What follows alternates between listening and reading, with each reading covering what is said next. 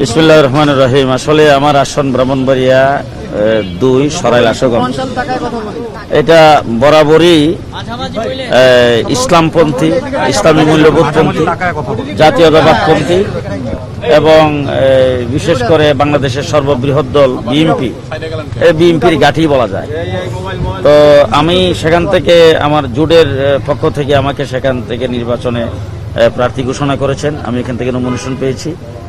আর আপনারা আরেকটা নাম যেটা বলছেন, এটা আসলে দল থেকে বহিষ্কৃত।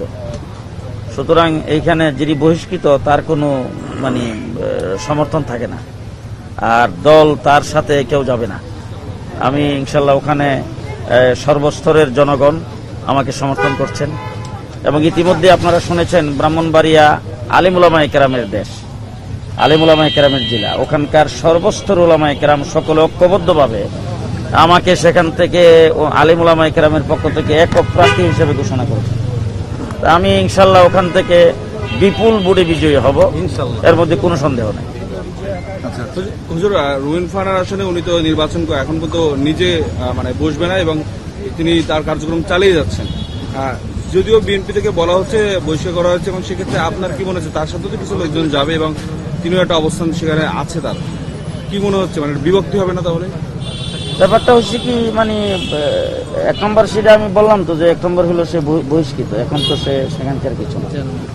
2 নম্বর হইলো আপনারা যেটা বলতেছেন হেভিয়েটও সে কিছু না। রাজনীতি শুরু করছে কয়দিন হয়েছে? আমার রাজনৈতিক বয়সের 4 বছরের তার জিন্দিগির বয়স ছোট। আমি যখন থেকে রাজনীতি শুরু করছি এর 4 বছর পরে সে জন্মগ্রহণ করেছে। আমি রাজনীতি শুরু করছি 1977-78 থেকে, তার জন্ম হয়েছে 82-তে। হ্যাঁ, সুতরাং একটা সেখানে তার কার্যক্রম আছে, কার্যক্রম সে করতেছে। কিছু লোকজন তো বুটে এমনি একটা ব্যালট পেপার একটা মার্কা থাকলে কিছু লোকজন এমনি নসিল মারে, কথা বুঝলেন না? এরকম কিছু তো হবেই। এটা কোনো উল্লেখযোগ্য কিছু এফেক্ট সেখানে করবে না। আপনাদের 4টি আসন তো, ইনশাআল্লাহ 4টিতে আপনারা? জি, আমরা 4টি আসনেই আমরা বিপুল ভোটে জয়ী হব ইনশাআল্লাহ। ওকে, ধন্যবাদ।